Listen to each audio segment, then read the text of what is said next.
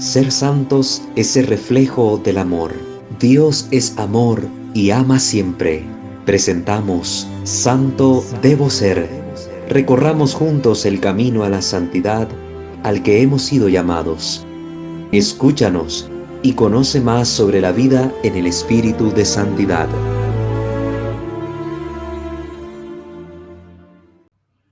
Queridos hermanos, sean bienvenidos a una transmisión más a través de nuestro canal Santo Debo Ser, que llega a ustedes semana tras semana, tratando de transmitirles algunas catequesis que puedan ser de utilidad para su caminar cristiano, especialmente en el ámbito espiritual.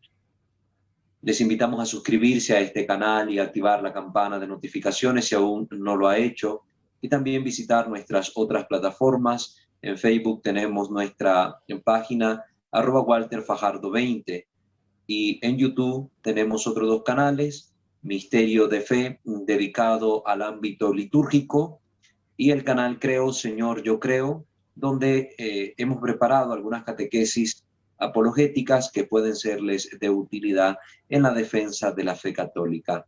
Les recordamos que en la descripción de cada uno de los videos va a encontrar los enlaces disponibles para poder acceder a estas otras plataformas. Vamos pues a ponernos en la presencia de nuestro buen Dios antes de comenzar la sesión de hoy. En el nombre del Padre, del Hijo y del Espíritu Santo. Amén. Señor Dios rico en misericordia, te alabamos, te adoramos y te glorificamos. Te queremos dar profundamente gracias, Señor, por lo bueno que has sido con todos nosotros. Bendito seas, Padre, porque nos permites crecer como comunidad cristiana en el conocimiento de nuestra doctrina, en el conocimiento de tu palabra. Ayúdanos, Señor, a poder discernir los contenidos de estas catequesis que se nos comparten con el auxilio de tu Santo Espíritu, para que iluminados por él podamos ser guiados por una senda recta. Que los ruegos de nuestra Santísima Madre, la siempre Virgen María, nuestra Reina y Señora, los de su esposo San José, los de los santos y de los ángeles, nos alcancen de ti las gracias que necesitamos para hacer en nuestra vida tu santa voluntad y en todo darte gloria a ti, que vives y reinas por los siglos de los siglos. Amén. Padre nuestro que estás en el cielo, santificado sea tu nombre.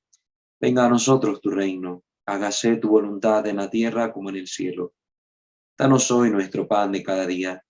Perdona nuestras ofensas, como también nosotros perdonamos a los que nos ofenden. No nos dejes caer en la tentación y líbranos del mal. Amén. Dios te salve María, llena eres de gracia, el Señor es contigo. Bendita eres entre todas las mujeres y bendito el fruto de tu vientre, Jesús. Santa María, Madre de Dios, ruega, Señora, por nosotros pecadores, ahora y en la hora de nuestra muerte. Amén. Gloria al Padre, al Hijo y al Espíritu Santo, como era en el principio, ahora y siempre, por los siglos de los siglos. Amén. Ave María Purísima, sin pecado concebida. En nombre del Padre, del Hijo y del Espíritu Santo. Amén. Muy bien, queridos hermanos, por la gracia de Dios, continuamos estas conferencias, estas catequesis en compañía de Fray Claudio, quien gustoso ha accedido a continuar desarrollando estas temáticas en las que venimos hablando sobre el pentecostalismo. Ya en la primera sesión se nos habló un poco sobre el origen histórico y la ubicación de esta corriente dentro del protestantismo, especialmente el anglicanismo. En la segunda sesión tuvimos la oportunidad de hacer un exégesis del texto de San Lucas que aparece en la Escritura en los Hechos de los Apóstoles sobre la efusión del Espíritu Santo en Pentecostés.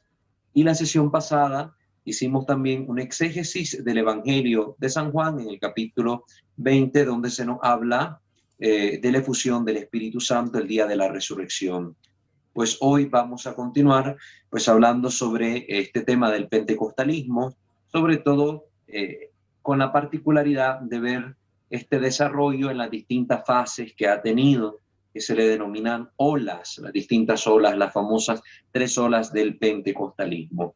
Le cedo entonces la palabra a Fray. Fray, buenas noches Qué gusto que esté con nosotros nuevamente. Buenas noches, hermano Walter, y buenas noches a todos los que nos escuchan desde Canadá, Estados Unidos, México, Costa Rica, Nicaragua y otros países, y también todos los que se van a unir a través del programa que va a quedar en las páginas que tiene Walter, páginas de formación catequética para el crecimiento cristiano. Bien, hermanos, entonces finalmente después de 4 miércoles vamos a ir aterrizando en un tema que, como ustedes ven, es bien complejo y que tiene muchas aristas, es decir, uno lo puede enfocar por muchos lados, y creo que hoy va a ser la exposición, exposición conversatorio más ameno de las 4 exposiciones que va a durar este taller. Hoy es la última, porque hoy vamos a entrar ya en las olas del pentecostalismo. Pero antes de entrar en las olas, tenemos que recordar un poco qué es lo que hemos venido viendo. Bueno, en la primera sesión, hace 4 miércoles, veíamos que ya habían antecedentes de deseos de vida neumática, de vida espiritual en las comunidades cristianas. Primero, en la comunidad de los Corintios, que era una comunidad griega, una comunidad gnóstica, y que tenían la presunción de ser espirituales. De ahí viene el concepto de neumático, porque neuma significa espíritu, y que por lo tanto ellos se sentían por encima de los demás creyentes y querían anular, por ejemplo, lo más central que tenemos en la Iglesia Católica, que es el amor. Y San Pablo les da una gran lección diciéndoles: no, un momentito, todo tiene que estar subordinado al amor, porque podemos tener todos los carismas del mundo, pero si no tenemos amor, no tenemos nada. Y también pone que hay una jerarquía en los carismas y que hay unos que casi no tienen importancia.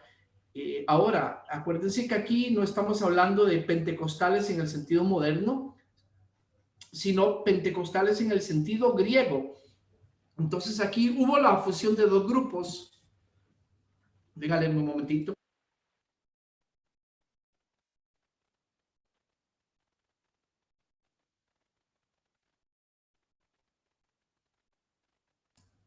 Ya, disculpen, pedí un poco de tos y tuve que poner en mudo el micrófono. Entonces se une el cristianismo con las antiguas religiones mistéricas griegas, en este caso el gnosticismo y el gnosticismo docetista.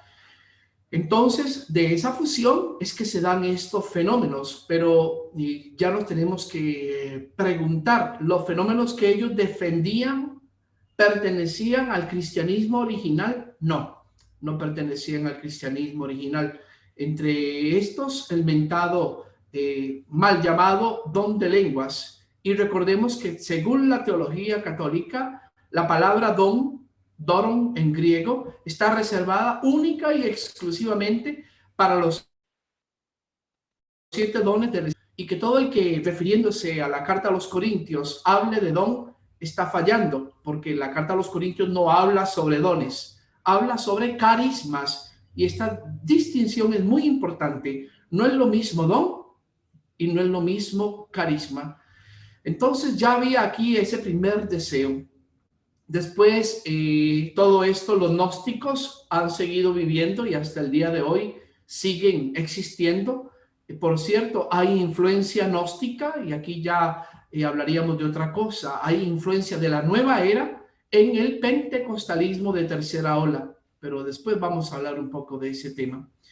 Saltamos entonces 1500 años y llegamos al tiempo del cisma protestante. Y acuérdense que hablamos del cisma. Voy a ponerles otra vez aquí el diagrama. Vamos a compartir pantalla. Un momentito. Ok, voy a ponerles el diagrama de la reforma, llamada reforma, pero en realidad un cisma. Tenemos en Alemania, tenemos a Calvino y a Zwinglio, y tenemos a Enrique VIII y hasta Isabel de Inglaterra, en Inglaterra, valga la redundancia. Esto todo se dio en el siglo XVI. A esto le llamamos generalmente como protestantismo, pero nos damos cuenta que no todos los protestantes vienen de las mismas líneas, luteranos, otros calvinistas y otros anglicanos. Sin embargo, con el tiempo todos se influyeron a todos, entonces hubo una mezcla. Entonces, vamos a pasar a un esquema un poquito más, que es, vamos a ampliar la parte del cisma anglicano, y acá lo tenemos en pantalla. Recordemos que estaba Enrique VIII, quien se separó de la Iglesia Católica porque la Iglesia no le quiso anular su matrimonio con Catalina de Aragón. Inmediatamente se casó con la famosa Ana Bolena y se declaró jefe de su propia iglesia, jefe de la iglesia inglesa, separándose así del Vaticano, y también el Vaticano lo excomulgó. Por eso se llama cisma, porque no es una reforma. Un reformador se queda dentro de las filas de la iglesia, en cambio un cismático se divide de las filas de la iglesia. Recordemos, este cisma anglicano se dividió en dos, en los de la iglesia establecida, que eran los que estaban a favor de Enrique VIII, y los dissenters, o los no conformistas, que eran los que estaban en contra. Sin embargo, a nivel doctrinal, ambas corrientes se alejaron del catolicismo. Otra cosa importantísima, es que el anglicanismo tiene el concepto de comprehensiveness, significa comprensividad. Quiere decir que dentro del anglicanismo hay un montón de posturas contrarias, y por eso tenemos en el esquema debajo de la iglesia establecida que existe la alta iglesia, la iglesia gruesa o la del medio, y la baja iglesia. Aquí está en inglés high, broad y low. Y que la alta iglesia es muy parecida a la católica, solo que obviamente rompió con el catolicismo. La iglesia baja es más al estilo calvinista, y la iglesia del medio, the Broad Church, es totalmente liberal. Tan liberal que ni siquiera creen que Jesucristo fue hijo de Dios, sino simplemente un hombre. Siguieron la historia, y ahí vemos una línea de puntos que divide. Acuérdense que aquí ya está en acto la colonización de América del año 1583. Entonces, una de las poblaciones que más llega a Norteamérica, todos sabemos que son los ingleses. Entonces, estas corrientes llegan y viajan los bautistas, viajan los cuáqueros y viajan también los metodistas. Y precisamente va a ser de los bautistas y de los metodistas que van a salir las sectas pentecostales, en especial la primera ola. Entonces, esto es importantísimo, entender que el pentecostalismo no es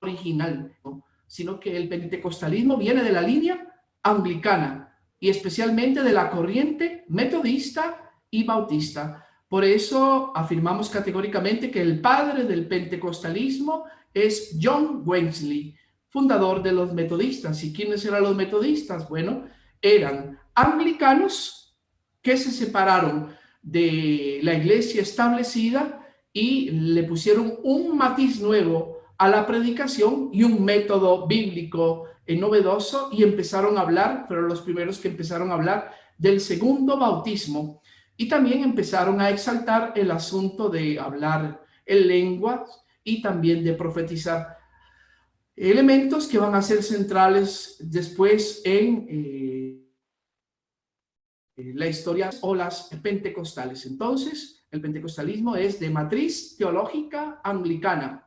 Concretamente proviene del bautismo y del metodismo. Ahí vemos dos líneas y abajo vemos sectas pentecostales del siglo XVIII al siglo XIX.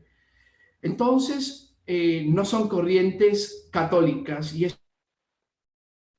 hay que tener. El bautismo es protestante, concretamente anglicano. Y después habíamos visto hace 2 miércoles y el miércoles pasado exégesis de los textos de Hechos de los Apóstoles y de San Juan, el Pentecostés según Lucas y la efusión del Espíritu Santo según San Juan. ¿Por qué? Porque de estos 2 textos son donde tanto John Wesley como después los fundadores del pentecostalismo se van a agarrar para argumentar la fundación de sus movimientos. Pero aquí hay otra cosa que aclarar y que lo vimos la vez pasada. Acuérdense que lo que sale en Hechos de los Apóstoles no es glosolalia. No podemos confundir lo que sale en Primera y en Segunda de Corintios y en otras cartas paulinas, que es la glosolalia, que es una lengua que no se entiende y que nadie puede interpretar, con la xenoglosia. Xenoglosia es un carisma, en cambio la glosolalia es un fenómeno psicoespiritual. Entonces esta distinción hay que tenerla bien clara. Número 2, según los frutos del Espíritu Santo son otros. En cambio, según, como vamos a ver, los pentecostales, para ellos, signo de que uno tiene el Espíritu Santo es la glosolalia. Y aquí hay una equivocación grandísima. ¿Por qué? Porque confunden lo que es un carisma con la gracia santificante. Después vamos a volver un poco sobre el tema. Y por eso hay que tener bien claro estos textos de Juan y de Hechos de los Apóstoles, porque si entendemos mal la palabra de Dios, entonces ya estamos mal. Acuérdense que esto es un principio de Martín Lutero, se llama libre interpretación. Entonces los protestantes interpretan estos textos muy libremente a sus antojos y obviamente ponen a decir al texto las cosas que a ellos les convienen. En cambio, hicimos hace 8 y hace 15 días las exégesis para que tengamos una visión católica de cuál es el significado de los textos. Y podríamos resumir que en Hechos de los Apóstoles el tema central es la recepción de la nueva ley. ¿Y cuál era la nueva ley, hermano Walter? ¿Te acuerdas? Sí, la nueva ley, la ley del amor que habíamos dicho. ¿Me escuchan? Sí, se está cortando un poco. La ley del amor, exactamente, que ha sido derramada en los corazones. Y no cualquier amor, sino el amor ágape. Por eso se representaba a nivel de símbolo bíblico como una lengua, algo parecido a una lengua de fuego, sobre las cabezas, porque era el signo y también donde la cultura griega ubicaba el ágape. Y es la ley escrita en los corazones que profetizaron Jeremías e Isaías. Y en cambio, en la versión juánica, lo más importante es que la efusión del Espíritu Santo es el primer fruto de la resurrección. Y junto a ese primer fruto de la efusión del Espíritu Santo está el perdón de los pecados, porque la primera obra que hace Dios a través del Espíritu en los hombres es reconciliar a Dios con los hombres. Aquí hay algo que hablar y que no había dicho antes, pero a ver, si la glosolalia es el signo del Espíritu Santo, ¿por qué Jesús no habló en glosolalia? ¿Por qué los 12 apóstoles no hablaron en glosolalia? ¿Por qué en ninguna parte de los evangelios viene mencionada la glosolalia? La glosolalia viene mencionada por primera vez en las cartas de San Pablo, cuando San Pablo entra en contacto con paganos gnósticos convertidos al cristianismo. Entonces, la glosolalia es una influencia extra cristiana y que se da en todas las religiones. Ya les dije que yo soy de religiones y es un fenómeno psicoespiritual presente en todas las religiones, que nunca se le puede identificar con la acción del Espíritu. La acción del Espíritu, gracias a Dios, es mucho más amplia y mucho más rica, que casi no tiene que ver nada con la glosolalia. Entonces, no caigamos en confusiones ni en contaminaciones doctrinales, mucho menos prácticas. Entonces, más o menos así como que recapitulando, no sé si partiendo de esto, lo que ya vimos, ¿hay alguna duda o arrancamos? Todos estamos claros. Si hay alguien que tiene dudas debido a que hasta hoy se está conectando, les recordamos que están en el canal ya disponibles los 3 capítulos anteriores, las 3 sesiones, para que igual pues se den el gusto de escuchar completa la formación. Pero si alguien de los que ha estado participando en las 3 sesiones anteriores, llegados a este punto, tiene alguna duda, puede abrir su micrófono y hacer la pregunta sin ningún problema. Sí, buenas noches, que el Señor les bendiga. Buenas noches.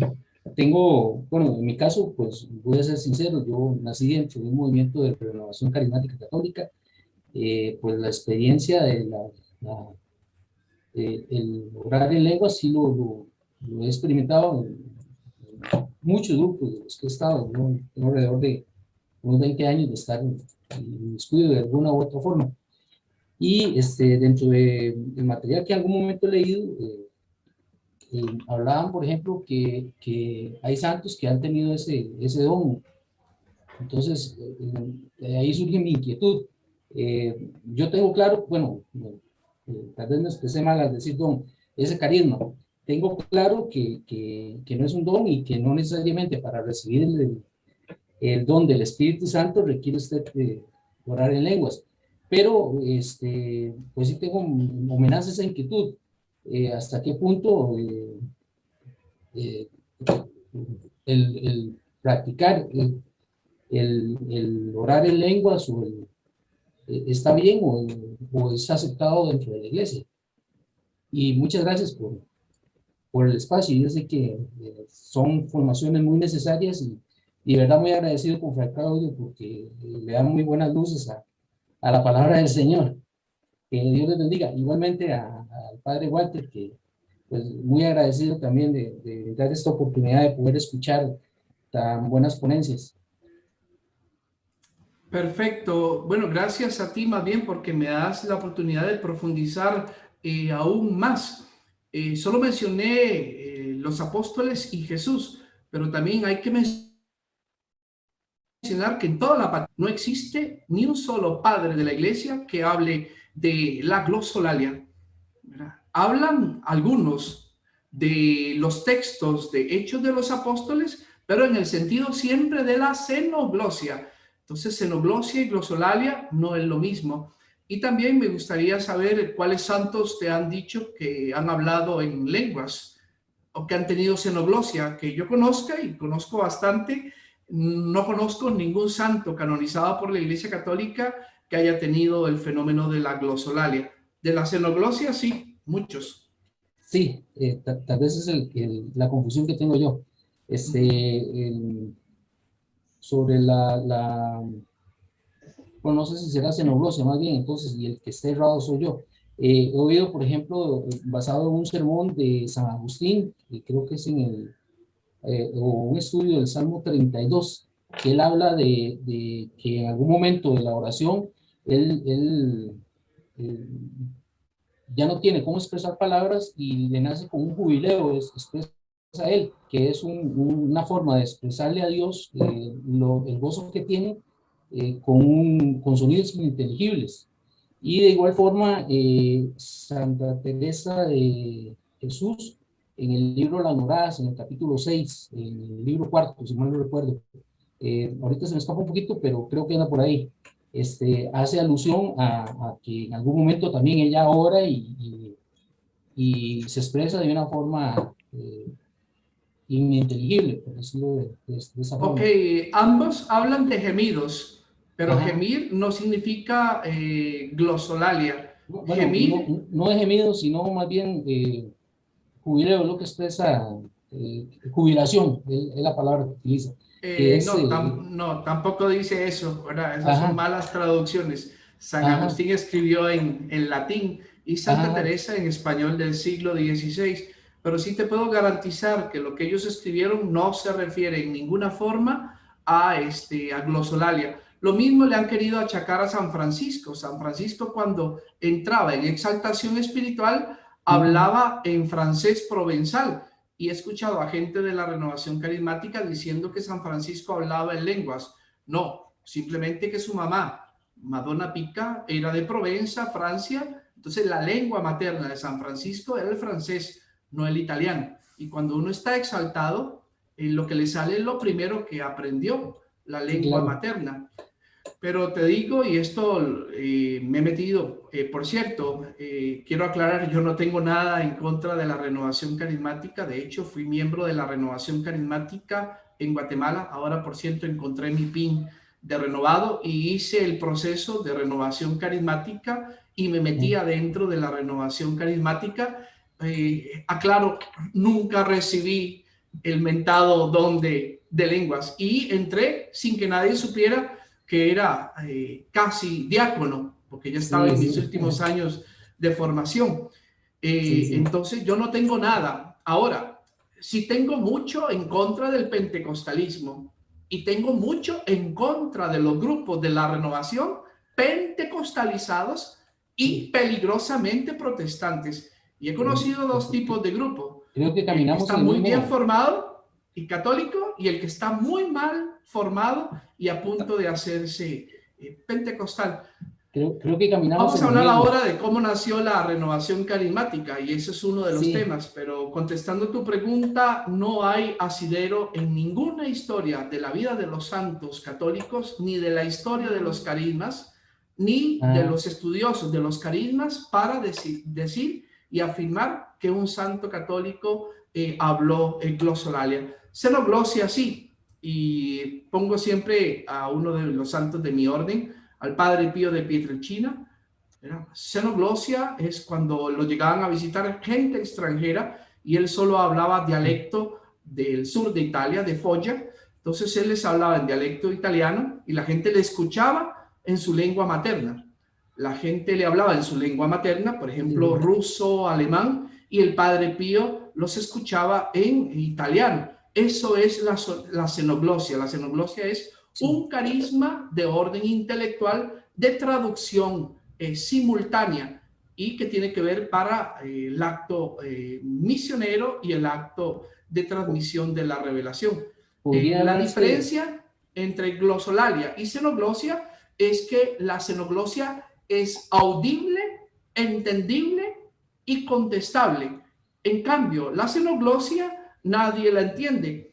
Hay algunos que dicen tener el carisma de interpretar lenguas, pero con toda honestidad yo he hecho pruebas, he grabado a gente bajo el fenómeno de la glosolalia, después se la pongo a personas que dicen interpretar las lenguas y si es un lenguaje lo tendrían que interpretar igual y resulta que nunca 2, 3, 4, 5 personas que he probado han dicho pero ni cosas parecidas.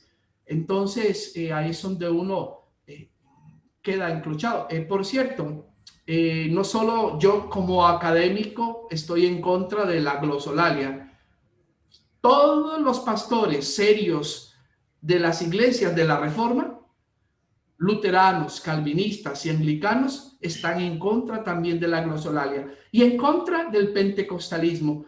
Y pueden buscar en YouTube y van a ver muchos pastores hablando en contra de los estragos que está haciendo el pentecostalismo, no solo de que esto lo afirmamos solo los católicos, sino que están destruyendo también todas las antiguas iglesias de la Reforma y se han convertido en un verdadero peligro, especialmente la tercera ola. Yo creo que ahora cuando vayamos viendo las olas, Luis, te va a quedar más claro también de a dónde nació la renovación y por qué en la renovación siempre está el peligro de inclinarse más hacia el protestantismo que hacia el catolicismo y que depende de lo catequizado que esté un grupo de la renovación puede ser una bendición o voy a decirlo públicamente o una verdadera maldición. A veces son más pentecostales protestantes que otra cosa, ¿verdad? De hecho lo comparto, padre. Creo que he tenido esa experiencia y he visto muchos hermanos que empezaron conmigo y que actualmente están en grupos que no son católicos precisamente por la mala formación y porque se quedan en el chiringue, en el gozo que dan los cantos, en las oraciones, pero no profundizan en la fe y generalmente empiezan por alejarse también hasta de nuestra misma Madre María y pues al final terminan totalmente distantes de la fe verdadera. Es correcto, por eso es que son peligrosos, ¿verdad? Porque o sea, es peligrosa la renovación en este sentido,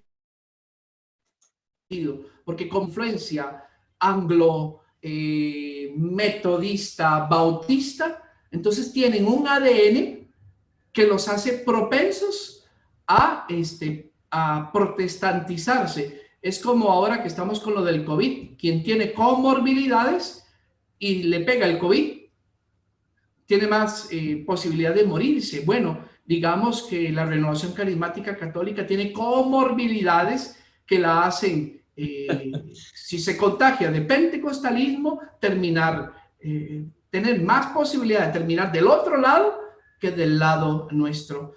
Ahora bien, si una persona está bien formada y quiere militar en la Renovación Carismática y tiene su buena formación, yo no veo ningún problema. Ahora, el problema es, a ver, y seamos sinceros, estamos bien formados, entonces qué triste ver que una gran mayoría de los hermanos que conozco de la Renovación terminan cambiando de bando. Entonces hay un gran peligro. Así es. Hay que poner los ojos en la renovación y formarla muy bien, porque si no lo que estamos haciendo es preparando hermanos católicos para que sean futuros protestantes, y esto no puede ser. Entonces continuamos, Fray, con el Bien, desarrollo con lo de las olas.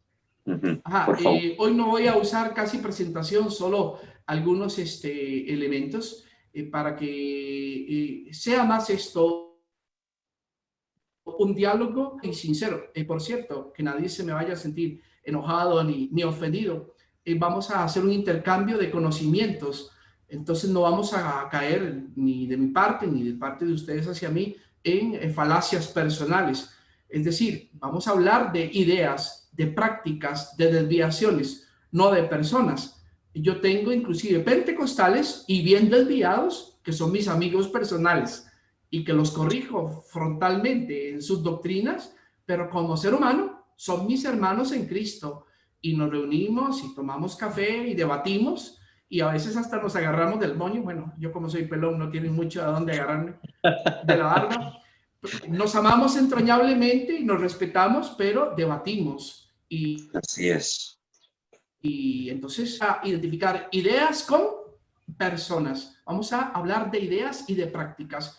Y luego acuérdense que todos tenemos libre albedrío. Entonces esto es una propuesta respetable. Yo no quiero convencerlo. Si a alguno le convence mis palabras y ve que están conforme a la verdad y las quiere aceptar, adelante. Si alguien dice no me convence lo que dice Fray Claudio, yo no tengo ningún problema, ¿verdad? Todos estamos en un proceso diferente y también es Dios el que abre los ojos al ciego, no soy yo. Entonces, para que lo tengamos claro. Bien, entonces sabemos que de la corriente anglicana salió de un lado el metodismo y de otro lado el bautismo. Y entre los años 1900 y 1906 nació lo que se llama hoy como pentecostalismo. El ADN lo puso John Wesley, ya lo dijimos, fundador del metodismo. ¿Por qué? Porque John Wesley fue el primero que habló del bautismo segundo en cuanto se refiere a corrientes de la Reforma Protestante. Entonces, John Wesley dijo que había un primer bautismo para la justificación y un segundo bautismo para la santificación. Entonces, justificación es una cosa, es otra. Por cierto, habíamos señalado que aquí John Wesley se aparta de Martín Lutero. Martín Lutero no creía en la santidad. En cambio, John Wesley decía, si existe la santidad, no se puede entrar en el cielo sin la santidad. Y para eso, él dice, tiene que haber un segundo bautismo. Entonces, fue el primero que creó este término. También otro término de John Wesley es el avivamiento. Después vamos a ver que los protestantes, los pentecostales van a coger este término como lucha de batalla, el avivamiento, El pentecostal es algo de corte afectivo. ¿Por qué? Porque John Wesley decía que el anglicanismo en el que él creció era aburrido. Y también era aburrido a la Iglesia Católica. Entonces, él quería motivar a la gente para que sintiera orgullo, para que militara compasión dentro del metodismo. Por cierto, en este sentido, yo creo que John Wesley tenía razón. Los creyentes cristianos en general somos muy pasivos y también poco entusiastas y poco convencidos. Y cuando uno quiere buscar ayuda, en las parroquias, uy, ¿cómo cuesta? Todo el mundo se quita. Entonces él metió este elemento, por cierto, lo aprendió de influencia luterana, de influencia, elemento emotivo, meter emoción en la predicación y hacerse un predicador de calle. Entonces a esto le llamó él avivamiento, ¿verdad? Y esto después va a pasar, como les digo, a la primera ola pentecostal. ¿Dónde nació la primera ola pentecostal? Bueno, ya vimos en el gráfico que todos estos movimientos anglicanos, ingleses, fueron exportados a Estados Unidos. Entonces fue en Estados Unidos donde nació la primera ola pentecostal, y de dos pastores. Por un lado, del pastor negro bautista de origen africano, William Seymour, y esto lo pueden ver en YouTube. Hay muchos videos que hablan sobre el avivamiento de la calle Azusa 312. Por cierto, si ven estos videos, obviamente van a ser hechos por pentecostales y defendiendo su doctrina pentecostal. Entonces van a decir cosas muy diferentes a las que yo estoy diciendo y van a justificar su doctrina. Entonces, William Seymour. Y por otro lado está Charles Parham. El nombre completo era Charles Fox Parham, que era metodista. Por cierto, acuérdense que los metodistas se llaman metodistas porque inventaron un método para leer la Biblia en pequeños grupos. Entonces él fue el que inventó en un estado del centro norte de Estados Unidos un centro de estudio que se llamaba Betel. Betel es casa de Dios. Por cierto, un nombre que les encanta a los pentecostales porque todo se llama Betel. Betel o Jiret o Shaddai, todos estos nombres en hebreo les encantan. Y por cierto, William Seymour participó en algunos seminarios bíblicos que dio. Después Charles Fox Parham se traslada a Texas y después de Texas a California. Y precisamente fue en California, en la calle 312 de Azusa, donde alquilaron un edificio de madera que ya no existe, y ahí William Seymour empezó a avivar. ¿Qué es el avivamiento? Bueno, muy al estilo negroide, por cierto, el avivamiento como lo vivimos hoy en Latinoamérica es muy de influencia africana, porque William Seymour era africano. Entonces, aplausos, bailes, cantos al estilo espiritual.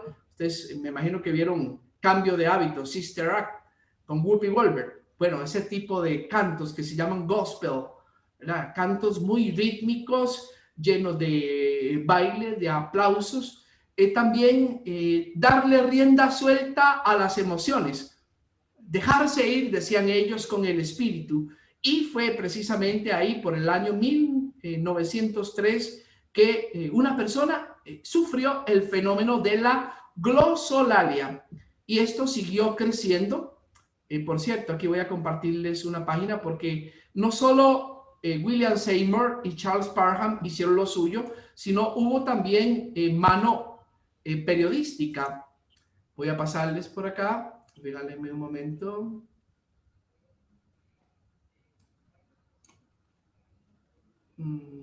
A ver qué se me hizo.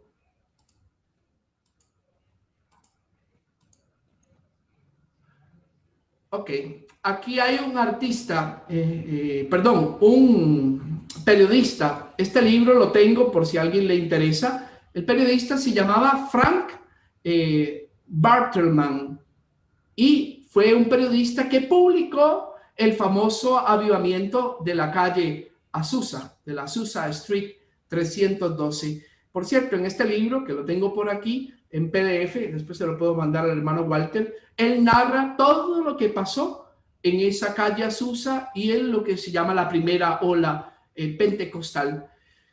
Entonces, ¿en qué se cambia y en qué varía? Bueno, siguen igual a John Wesley, siguiendo la idea del avivamiento y siguiendo la idea del segundo bautismo, pero van un poquito más allá.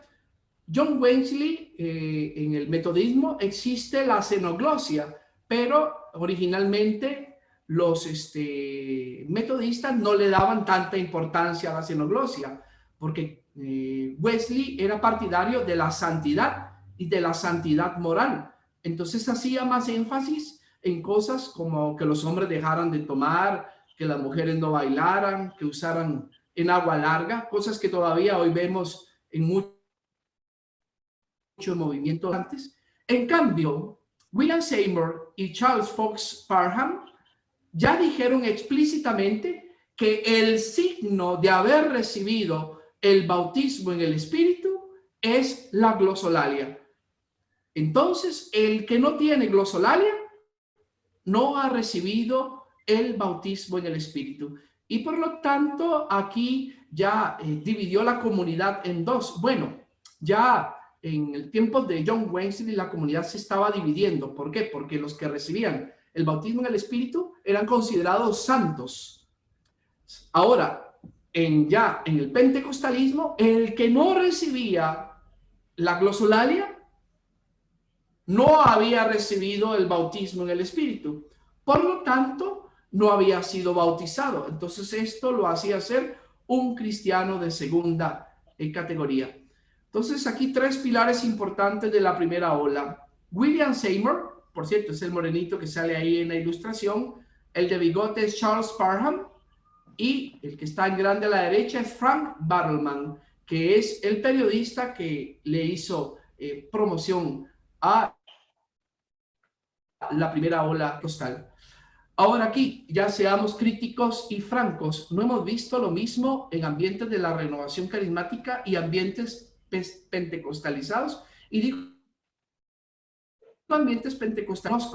Yo he trabajado ya en 11 países de América Latina y conozco gente en Colombia, en México y en otros países que no son de la renovación carismática católica, pero en su forma de hablar, en su forma de orar, en su forma de cantar y en su forma de predicar y en su forma de pensar, están 100% pentecostalizados, pero no pertenecen a la renovación carismática. Entonces, para estar pentecostalizado, no es necesario pertenecer a la renovación carismática. Yo creo que una de estas cosas que menciona Fray, que se ha visto mucho en la parte del avivamiento, ¿verdad? Escuchando esto, la forma en cómo se entiende el avivamiento, que yo creo que la manera en que se entendía más en el movimiento protestante era este celo apostólico y esta pasión por la fe que se profesaba, que lo que ahora se está entendiendo, sobre todo dentro de nuestra iglesia, como avivamiento, que a veces se cree que avivar la iglesia es andar haciendo relajo, es andar brincando en misa, es andar pegando gritos en las calles, y que reducen el avivamiento únicamente a la parte emocional, pero le han quitado esta parte del celo, porque eso es lo que se está viendo mucho en los grupos ahora. Es mi impresión, ¿verdad? Atención, si usted oye en su iglesia y en su parroquia el término avivamiento, si oye el término bautismo en el Espíritu, y si oye el término o don de lenguas, porque así se dice popularmente, usted ya puede estar seguro que su parroquia está pentecostalizada, porque está mencionando los tres elementos principales pentecostal. Si no se habla de estos tres términos, quiere decir que puede ser que todavía esté sana a nivel doctrinal. Ahora, esto pasó fuera del catolicismo. Esto pasó en Estados Unidos en 1902 a 1907. Siguió su proceso y ya, ¿a nosotros en qué nos afecta? Diríamos, los protestantes honestamente siempre han hecho lo que les da la gana. Entonces uno diría, bueno, que sigan con lo suyo. El problema es que en 1960 viene la segunda ola y la segunda ola se llama renovación carismática. Entonces, ahí fue donde este movimiento pentecostal influenció a la Iglesia Católica, no solo a la Iglesia Católica, influenció también a la Iglesia Luterana histórica, la Iglesia Calvinista histórica y la Iglesia Anglicana. Entonces, fue un movimiento que los expertos de las religiones dicen que después de Jesucristo, el movimiento más grande de cambio ideológico fue la reforma protestante, o cisma protestante, mejor dicho. Pero después vendría el pentecostalismo, es el fenómeno de cambio religioso más importante de la modernidad.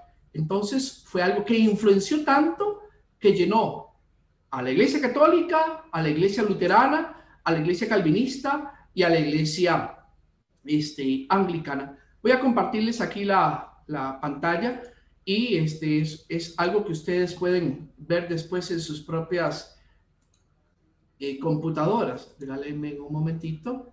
Ustedes pueden poner la voz y buscan en Wikipedia. Ponen Renovación Carismática Católica y ahí ustedes pueden leer claramente, ¿verdad? Especialmente en los orígenes, la historia, y esto también existe en libros, y se van a dar cuenta que fueron, ¿verdad? Dos profesores laicos de la Universidad Duquense y también algunos hermanos de cursillos de cristiandad que empezaron a leer un libro pentecostal llamado La Cruz y el Puñal. Por cierto, por ahí lo tengo en PDF, por si ustedes lo quieren leer. Libro de literatura pentecostal. Y empezaron a participar en ministerios pentecostales y en reuniones anglicanos pentecostalizados. Y resulta que en un momento, junto con otros hermanos de la Universidad de Arizona, empiezan a recibir el mentado don de lenguas. Se entusiasman porque sufren todos los fenómenos del pentecostalismo: descanso en el espíritu, don de lenguas, profetismo, y de ahí les nace la idea de fundar la Renovación Carismática Católica. Entonces la Renovación Carismática Católica nace, y esto todo carismático serio lo sabe, nace por influencia directa del pentecostalismo, por influencia directa de la literatura pentecostal, por reuniones iniciales de sus miembros con anglicanos pentecostalizados. Ahora, obviamente, hubo todo un proceso donde la iglesia los examinó, los puso bajo observación y les dio un estatuto de constitución, porque ellos nacieron como una institución canónicamente aprobada. Pero los invito a buscar el estatuto fundacional de la Renovación Carismática Católica, que nació en Estados Unidos, y ya los obispos en el año 1963, cuando nace, y después cuando los aprueban, creo que fue en el 67, ya dicen claramente, ok, están aprobados, pero hay que pastorearlos y hay que tener cuidado de que no caigan en los errores del pentecostalismo clásico. Ahí es donde está la falla, creo yo, Fray, porque precisamente algo que escuchamos mucho de estas personas que están mal formadas y caen en todas estas tendencias pentecostalizantes es eso: nosotros ya tenemos un estatuto, ya estamos aprobados, y con el hecho de sacar un documento o mencionar esto, ya se sienten respaldados para hacer libremente lo que se venga en gana. Y creo que es ahí donde está el problema, ¿verdad? Una cosa es tener la aprobación, y seguramente muchos de estos que hablan de los estatutos ni los han leído, y otra cosa es acatar lo que la iglesia ha orientado precisamente cuando da su aprobación para este movimiento. Y yo creo que en esto también fallan no solo los fieles, sino los pastores, porque a veces los párrocos llegan a la parroquia, les dicen qué grupos hay, ellos ya se contentan: tengo esto, tengo lo otro, tengo milicia, tengo Legión de María, tengo jóvenes, tengo Renovación Carismática, y bien, vengan los coordinadores, formen parte del consejo parroquial y punto. Pero ya después no hay un cuidado paterno o un pastoreo adecuado de estos distintos movimientos. Y cuando no lo hay, cualquiera de esos grupos pueden desviarse en doctrina, en prácticas heterodoxas y en cualquier otra forma que puede incluso llevar a un alma a condenarse. Puede darse el caso. Entonces, creo que en esto hay fallas de ambas partes. No conocen esto que les he expuesto en estos miércoles pasados. No conocen los antecedentes del pentecostalismo, no conocen el gnosticismo, no conocen las iglesias de la Reforma, no conocen la historia del pentecostalismo en su primera, en su segunda y en su tercera ola. Entonces, mucha gente cree honestamente que la renovación es genuinamente católica. Y sí, sí la es, pero entre comillas, porque proviene de una línea no católica. Entonces, como a veces el presbítero no tiene mucha información ni formación y tampoco dedica tiempo a formar a los diferentes grupos, entonces los grupos empiezan, como bien dice Walter, a caminar solos y ahí es donde se empiezan a ver errores. Ahora, no todos, gracias a Dios, conozco líderes muy buenos que son autodidactas y que buscan formarse, aun y cuando sus pastores no les dan formación. Pero los errores antiguos del pentecostalismo clásico de 1900 pasan a la renovación carismática. Y todavía hoy sigo escuchando en la práctica gente que dice bautismo en el Espíritu. A ver, hablemos de esto. ¿Católicamente existen dos bautismos? No, para nada. Ok, el que es un hereje, porque en la Iglesia Católica solo existe un único bautismo. ¿Cuándo se recibe el Espíritu Santo? El día de nuestro bautismo. El día de nuestro bautismo. Entonces no tengo que esperar un bautismo en el Espíritu. No existe un segundo bautismo. Una sola iglesia, una sola fe y un solo bautismo, dice San Pablo hasta la saciedad en la carta a los romanos. Entonces, esto es un invento de John Wesley, adoptado por William Seymour y Charles Parham y repetido por la segunda ola pentecostal. Mucho menos puedo decir que si no recibo el fenómeno de la glosolalia, no tengo el bautismo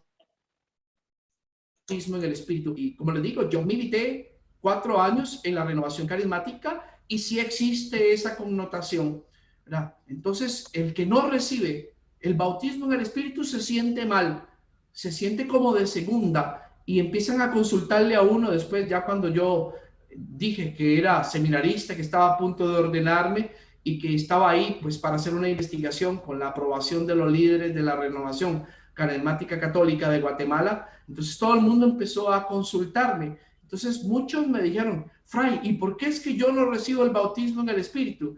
Y yo les decía, bueno, yo tampoco. Es que la Iglesia Católica no considera esto como signo de la vida en el Espíritu. Y les hablaba de los frutos del Espíritu Santo que cita San Pablo, que son hermosos y ricos. Desgraciadamente no tenemos tiempo para tocarlos, pero nada tiene que ver. También hay que hacer dos diferencias. El Espíritu Santo tiene dos acciones en nuestra vida. Una es la santificadora y otra es la carismática. La carismática no es necesaria. La carismática no salva. La carismática Dios la da en beneficio de la comunidad, pero ¿se puede o no se puede tener? Porque el que decide si da o no da carismas es Dios. En cambio, la otra, lo que se llama la santificadora, gracia santificante, esa sí que es necesaria. Ni el don de lenguas, ni el profetismo, ni el descanso en el Espíritu son necesarios para la salvación. Uno se puede salvar sin don de lenguas, en el Espíritu y sin profetismo. ¿Qué se necesita para salvarse? Se necesitan los 7 dones del Espíritu Santo. Se necesita la fe, la esperanza, se necesita la justicia, la prudencia, la fortaleza y la templanza infusa. Se necesita la filiación. ¿Por qué los pentecostales no hablan de filiación? ¿Por qué no hablan de las virtudes cardinales, de virtudes teologales? ¿Por qué no hablan de méritos sobrenaturales? ¿Por qué no hablan de hermandad en Jesucristo? ¿Por qué no hablan también de la herencia eterna en Jesucristo? Entonces, gracia santificante y carismas son dos cosas diferentes. Y el pentecostal confunde las dos cosas. Le llama esencial a lo que no importa, porque, repito, ni la glosolalia, ni el descanso en el Espíritu, ni el profetismo son necesarios para la salvación. Más bien, yo he visto todo lo contrario. El que sufre estos fenómenos a veces le entra la soberbia espiritual. La soberbia. Y se siente más y mejor que los demás. Y vuelve a pasar lo mismo que pasó en la comunidad de los corintios. Entonces empiezan a juzgar al sacerdote, más si es un sacerdote conservador, que no quiere nada con la renovación carismática o con sectores pentecostalizados. Entonces le dicen, es que él es un ignorante, que no me entiende. ¿Por qué? Porque no ha recibido el bautismo en el Espíritu. Él es diferente a nosotros. Nosotros sí hemos recibido. Entonces, nadie nos gobierna. Nosotros vamos solos. Y empiezan con desobediencias. Hasta el obispo a veces se va en el saco, ¿verdad? Sí, hasta el obispo. Del padre hasta el obispo. Sí. Empiezan a reunirse aparte, solos, a escondidas, sin obediencia. Empiezan a hacer grupos de liberación sin obediencia, porque no existe, esto lo dije en una de las formaciones que dimos, hay un documento de la Congregación para la Doctrina de la Fe que dice que per se, en sí mismo, no existen los grupos de liberación si no están guiados por un sacerdote con nombramiento de exorcista. Pero ahí va Raimundo y todo el mundo que se creen tener también carismas liberadores, desobedeciendo y metiéndose en áreas peligrosas de liberación. Por cierto, ahora al final vamos a hablar de estos temas y metiéndose en temas muy peligrosos, no desde la doctrina católica, sino desde la doctrina pentecostal. Y ya les conté, yo soy exorcista y 1/3 de las personas que atiendo son precisamente hermanos emparentados con el pentecostalismo a través de la renovación o de otros movimientos pentecostalizados que se han metido sin obediencia y sin preparación a la obra de liberación. ¿Y cómo terminan? Terminan mal. ¿Por qué? Porque terminan mínimo infestados y muchos de ellos poseídos, porque no tienen preparación ni tampoco tienen la autoridad para hacer las cosas que hacen. Entonces, esta fue la segunda ola. La segunda ola influenció hasta la Iglesia Católica y así nació la renovación. Por eso, hermanos, ustedes de la Renovación Carismática Católica, asegúrense de formarse. Lea el catecismo de la Iglesia Católica, si no, va a tener problemas, porque el que no se forma, tarde o temprano, termina cambiando de bando. Y esto sería muy triste. El matiz, Fray, el matiz entonces en la segunda ola, para ir dando como esas luces, sería el carismatismo, ¿no? Que se pone sobre todo hincapié en la acción carismática del Espíritu, como que fuese algo esencial a la vida del cristiano. Bueno, el matiz aquí en este caso no es doctrinal, porque la doctrina sigue siendo la misma del pentecostalismo clásico. Se cree bautismo y cuyo signo externo es la glosolalia. Aquí lo que cambia es la extensión. Se le llama segunda ola porque ya deja de ser un movimiento que pertenece a la línea anglicana únicamente y se convierte en un movimiento que influencia al catolicismo, al luteranismo y al calvinismo. Ahora, no fue una influencia espontánea, fue una influencia financiada. Y esto lo sabemos por el informe Kissinger en la época del presidente Nixon, y para desestabilizar a la Iglesia Católica latinoamericana, que financió con fondos del Estado a la Iglesia Pentecostal para que se extendiera por toda América Latina. Ustedes no me van a dejar mentir, todos los que son latinoamericanos y han vivido estables en su país, ustedes se acordarán que antes del año 70 no existían los pentecostales. Empezaron a existir después del año 70. ¿Por qué? Porque les pagaron el boleto, les construyeron iglesias para que se instalaran en todos nuestros pueblos, y junto con la teología de la liberación, que también fue financiada desde el extranjero, se desestabilizara a la Iglesia católica. Todo por planes de expansión política que han tenido en su momento Estados Unidos, y por cierto que hoy estamos viendo también a China haciendo lo mismo, solo que con diferentes herramientas y también con diferentes instituciones. Ok, voy a dejar aquí la segunda ola antes de entrar a la tercera para ver si hay preguntas.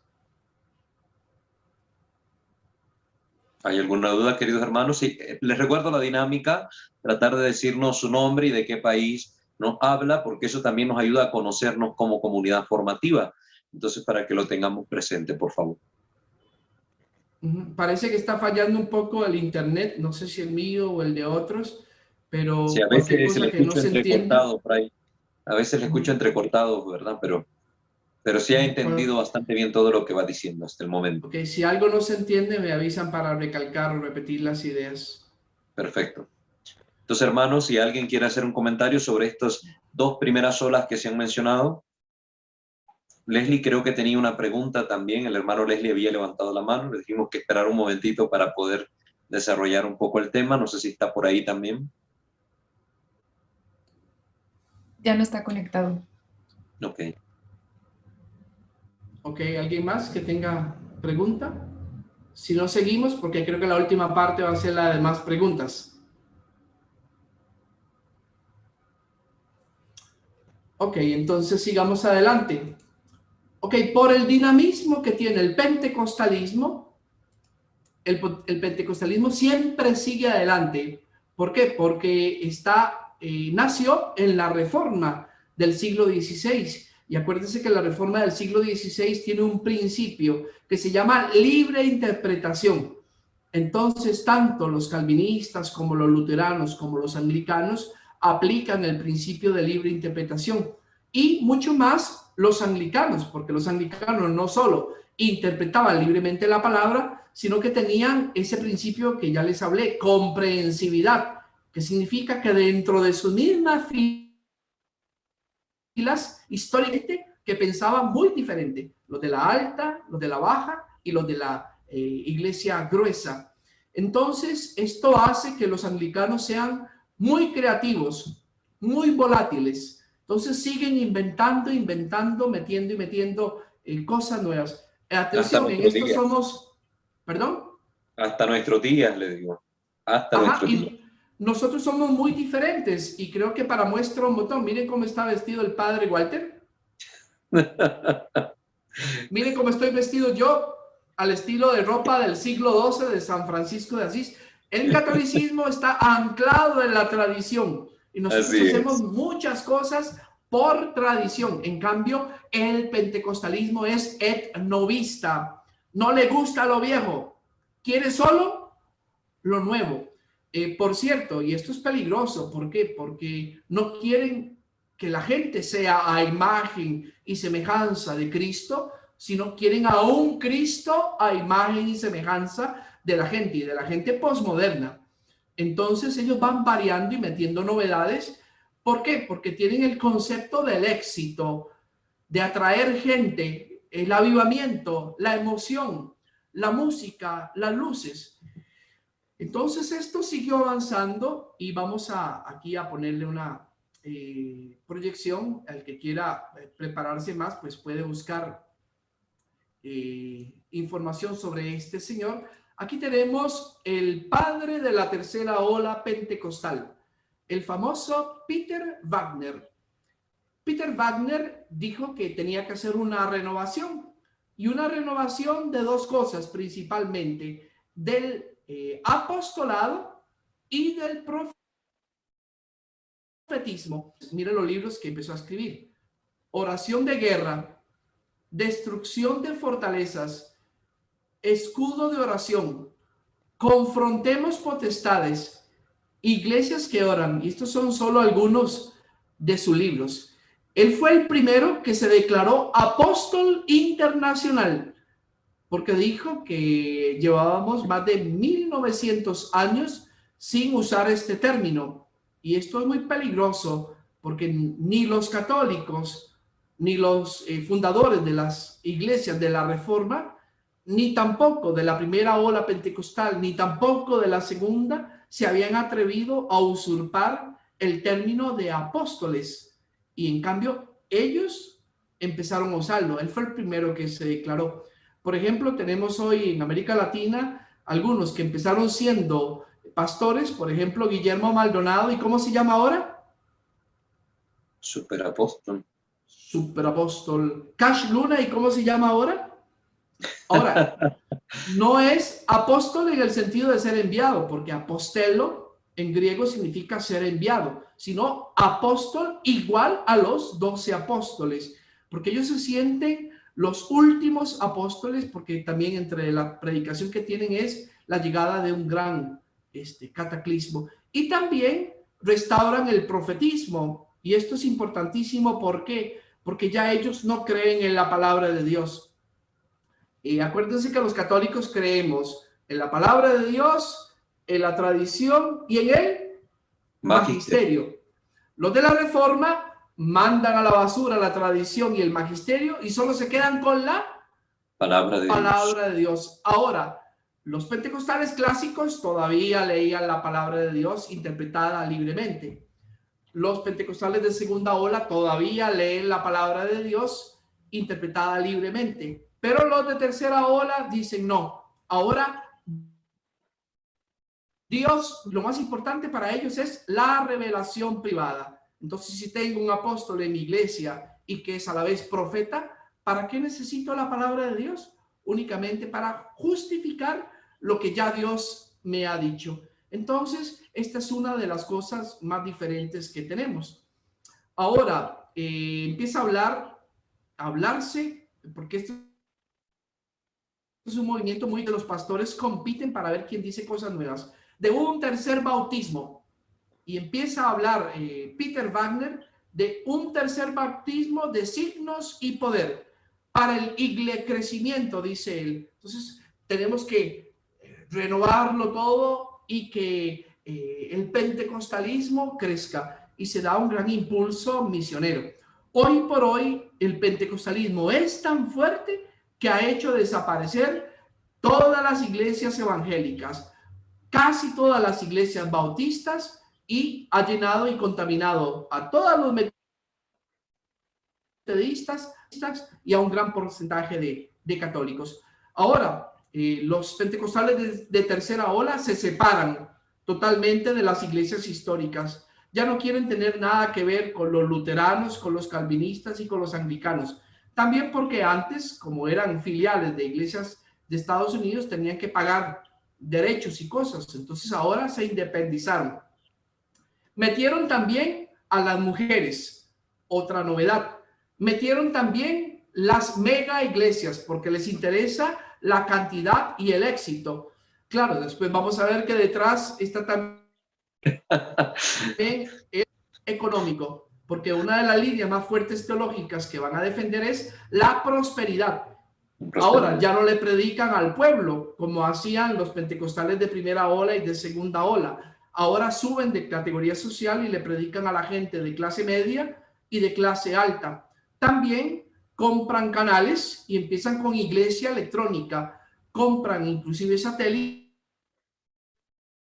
y ahora apenas. Por cierto, muchas están en Costa Rica y en Texas, especialmente lo que se llama la gran cadena Enlace. Enlace. Y esto,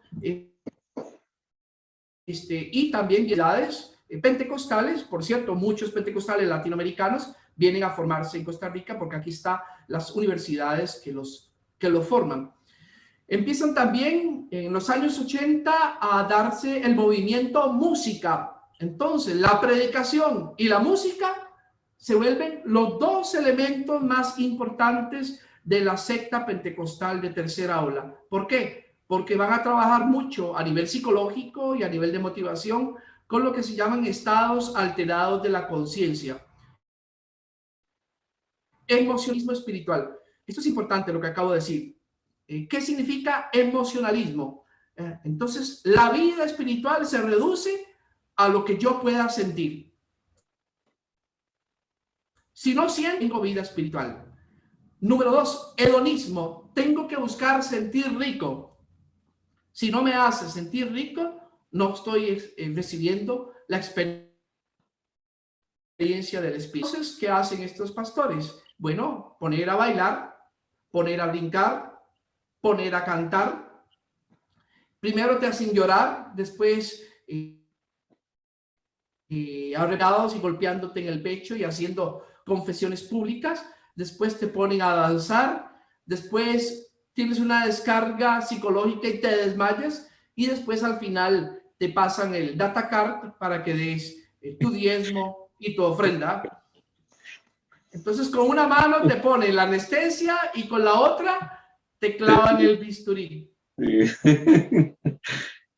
Ajá. Entonces ellos renuevan el apostolado en el sentido de que los superapóstoles neopentecostales son como los apóstoles antiguos y tienen bajo su dominio otras iglesias. Entonces por eso Wagner se autonombró apóstol internacional. Y aquí viene el concepto de cobertura. Entonces las iglesias pequeñitas que no tienen fuerza y no pueden competir con las mega iglesias, tienen que pagarle cobertura a los grandes apóstoles. Y hasta mensual, ¿para qué? Para que el superapóstol los lleve a su mega iglesia, los suba en la tarima, les haga oración y los presente como hijos espirituales de ellos. No solo eso. Puro negocio. Puro negocio. Y también los luteranos y calvinistas históricos y anglicanos habían quitado las jerarquías. Bueno, los anglicanos no tanto, pero los calvinistas y luteranos sí. En cambio, estos han vuelto a poner jerarquías. Los luteranos y calvinistas habían quitado sacramentos y sacramentales y estos están volviendo a poner sacramentos porque de vez en cuando hacen la cena del Señor y compran Welch, ¿verdad? O Kool-Aid de uva con galletas y todos estiran la mano y hacen unas... O también la última moda, están bendiciendo agua, aceite y sal. Y por cierto, esto se contagió en la Iglesia Católica y ya también han un montón de gente a los demonios buscando agua exorcizada, sal exorcizada, aceite exorcizado. ¿Por qué? Porque vamos a ver después que todo esto está relacionado con el demonio. Ellos se sienten en un combate espiritual final, los neopentecostales, entre el diablo y Dios. Y por eso ellos son los nuevos apóstoles que tienen que imponer a la fuerza el reino de Dios. Entonces, la obra principal que tienen ellos es luchar contra el demonio, porque el demonio es el que causa pobreza, porque el demonio es el que causa enfermedad, porque el demonio es el que causa disturbios espirituales. En esto son muy diferentes a nosotros los católicos. Los católicos hablamos que los enemigos del alma son mundo, carne y demonio, y que nosotros mismos nos causamos nuestros propios males. Ah, no, los pentecostales dicen que no, que el culpable de todo es el demonio. ¿Y cómo se cura todo? Bueno, haciendo oración. Son pandemonistas. Entonces, plan de sanidad, oración de sanidad para curar las enfermedades, pero es combate contra el demonio, porque el demonio es el que me tiene enfermo. Oración de liberación para espantar a las fortalezas, a los espíritus intergeneracionales, a las maldiciones intergeneracionales. Ahora vamos a hablar de ese tema. Y oración de prosperidad. El mal es el que no me deja surgir y prosperar económicamente. Entonces, el mal humano es monocausal para ellos. Todo mal humano lo causa el demonio.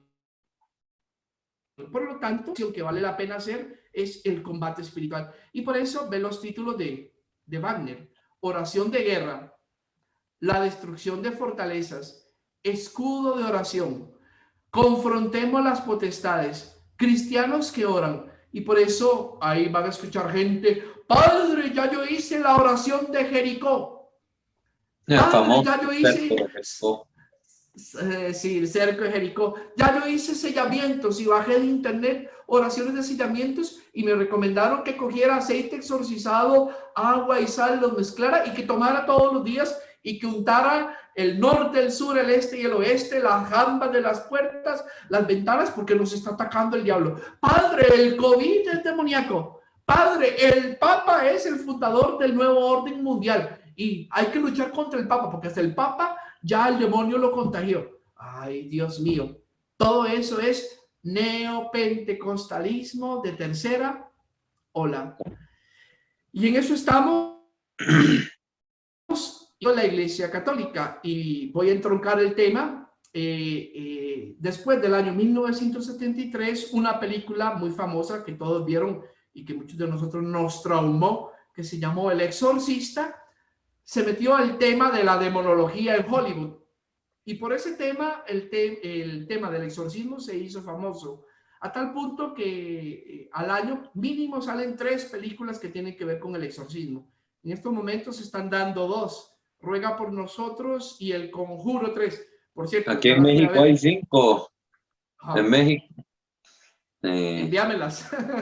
Sí, el exorcismo de Carmen Farías, el exorcismo del Séptimo Día. Hay un montón ahorita. El Conjuro 3 que acaba de salir. Es y no que sé eso cuántas. vende. Eso vende. Es un género cineástico. Ahora, entonces se metió esta obsesión por el demonio y calzó muy bien con esta gente. Esto es en el 82 y el exorcista salió en el 73, 74. Entonces, estas iglesias están obsesionadas con el demonio, porque el demonio es el que no me deja prosperar. El demonio es el que me enferma y el demonio es el que me anda haciendo la guerra. Entonces, parecen guerreros y todo el lenguaje que usan es de guerra y entonces se llaman movimientos de combate espiritual y muchos grupos católicos de liberación han comprado libros pentecostales de tercera ola y se han llenado de doctrinas y de prácticas erradas. ¿Por qué? Porque no se consiguen muchos libros en español de demonología católica. Hasta ahora está saliendo alguno por ahí del padre Amor, del padre Francesco Bamonte, del padre Corrado Salvucci, Corrado Balducci, pero hace unos años no había. Entonces, en cambio en el mercado hay más de 70 tomos como que hablan de cómo luchar contra el demonio, pero luchar contra el demonio al estilo pentecostal. Entonces, otra vez el pentecostalismo está invadiendo nuestras iglesias y otra vez andan un montón de grupos de liberación haciendo cosas que no deben.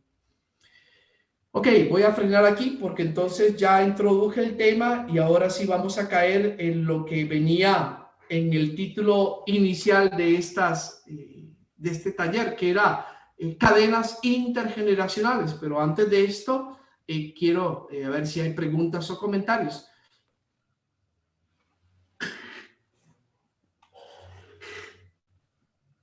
Ahora sí quiero, hermanos, que se les ha dicho bastante para que puedan participar. Nos dicen su nombre y dónde nos hablan, por favor. Sí, muchas gracias y muy buenas noches. Mi nombre es Luis Hernández, soy de Cartago, Costa Rica. Y bueno, mi consulta es, padre, retomando la idea que plantea, bueno, si las oraciones de sanación y todo esto son de origen pentecostal, hay un tipo de oración de eso católica, porque me he encontrado con literatura católica referente a esos temas, por ejemplo, del padre Rafael Abreu, que es un dominicano, y hablando en concreto del que me acuerdo ahorita, existe oraciones de ese tipo dentro de la Iglesia Católica. Sí, sí existen y vienen en el último apéndice del nuevo ritual de exorcismos hecho por Juan Pablo II en el año 1961. Pero son referidas y recomendadas para personas que han pasado un discernimiento y se certifica ya bajo certeza razonable que están bajo acción preternatural. Ahora, si vemos cuáles oraciones son la oración de San Miguel Arcángel, las letanías, el rezo del Santo Rosario. Entonces son oraciones católicas y normales. Y también hay un documento que se llama oración, exorcismo y oración católica, donde dice que, como ya lo afirmé antes, que no existe el concepto de grupo de oración de liberación dentro de la Iglesia Católica. Eso es un concepto pentecostal, que el único grupo que se le podría llamar de liberación es el grupo que apoya a un exorcista válidamente nombrado y que también dice ningún laico puede hacer oraciones imprecativas, es decir, oraciones de mandato, y también dice explícitamente ningún laico puede usar el exorcismo de León XIII. Y ningún laico puede autoapropiarse el título de grupo de liberación si no tienen, ¿verdad?, en la dirección a un sacerdote exorcista. Entonces, bueno, los católicos tratamos el tema del demonio. Nosotros no le tenemos miedo al demonio. El demonio nos tiene miedo a nosotros. ¿Cuál es la oración de liberación más fuerte? Siempre me lo preguntan, el Padre Nuestro. ¿Por qué? Porque la dijo Jesús y porque dice, ¿verdad?, no nos dejes caer en tentación y líbranos del mal. Nosotros luchamos contra el demonio desde la vida de santidad, desde la vida de la gracia. El principal acto que tiene que hacer un católico para luchar contra el demonio es confesarse a menudo, es participar en los medios ordinarios de santificación, que son los sacramentos, privilegiadamente lo que celebramos hace unos días, el cuerpo y la sangre de Cristo. Ahora, ¿por qué andar con miedos? ¿Por qué andar con superstición de me está atacando el diablo y andar buscando cosas? ¿Qué cenizas del miércoles santo? ¿Qué palma bendita? ¿Qué escapularios? ¿Qué medallas? ¿Qué colgarajos raros ahí que están haciendo ahora con tiras de colores, ángeles? La mano de Fátima con ojo. La y mano la de Fátima. de San Benito, mezclados. Y meto nueva era, entonces pirámides, elefantes persas, budas, sapos, feng shui, inciensos budistas. Porque tengo que espantar el mal. Esto se llama neopaganismo. Entonces un católico no debe de mezclar esas cosas. Si uno está en gracia, frecuenta los sacramentos y ora, ¿por qué andar con la zozobra de que el diablo me va a atacar? Ahora, Sí. Si alguien tiene disturbios espirituales, que vaya donde debe ser. Y aquí voy a ser claro y conciso. Ningún laico tiene permiso de hacer oraciones de liberación.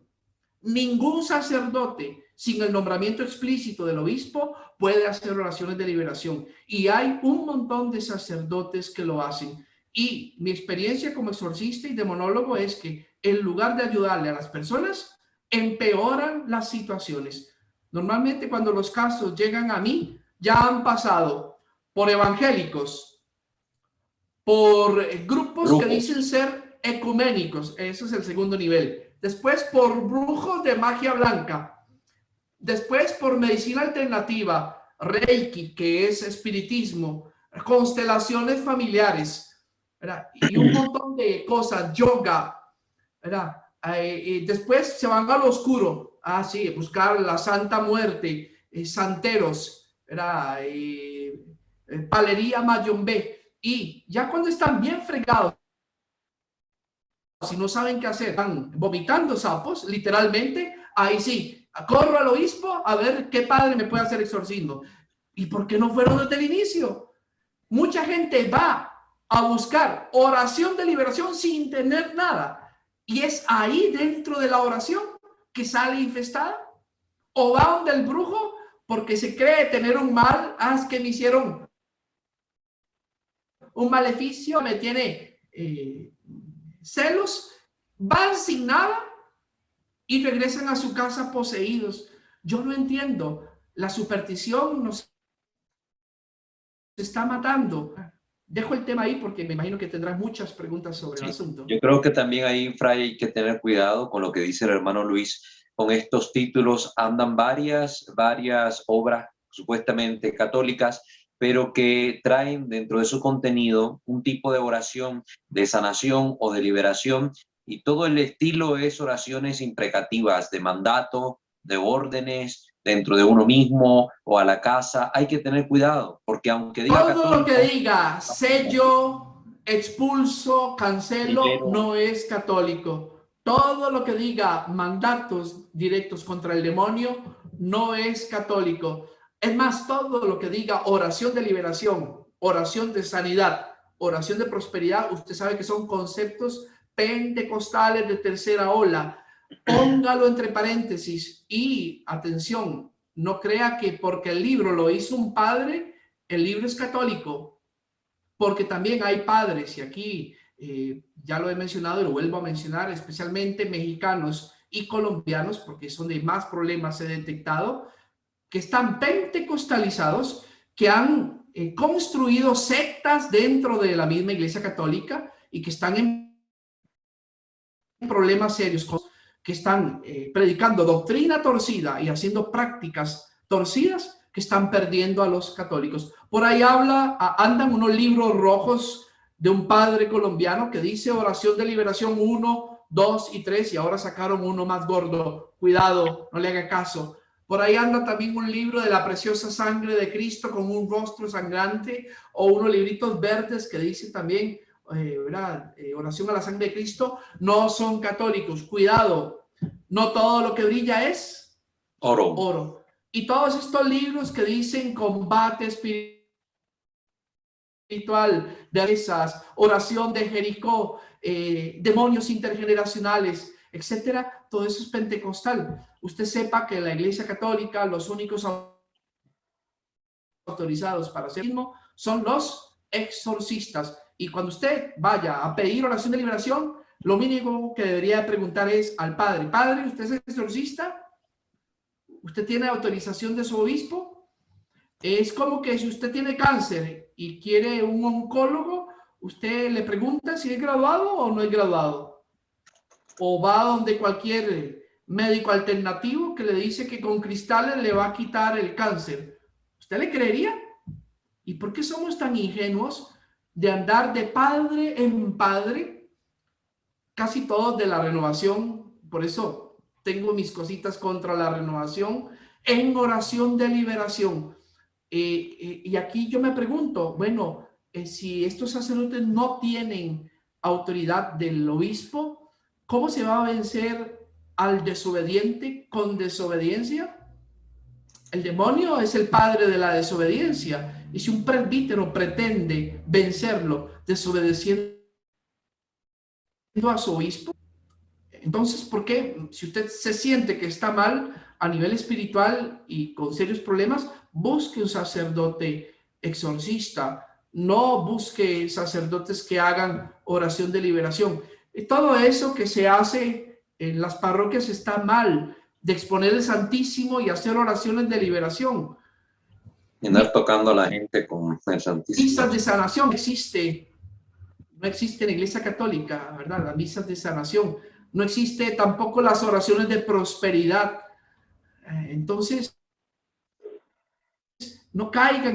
Desgraciadamente, a veces el clero está mal formado, ¿verdad? Y está pentecostalizado. Entonces, lean, ahora se consiguen algunos libros del padre Amor. Si usted quiere leer literatura, son libritos y ahí usted se va a enterar.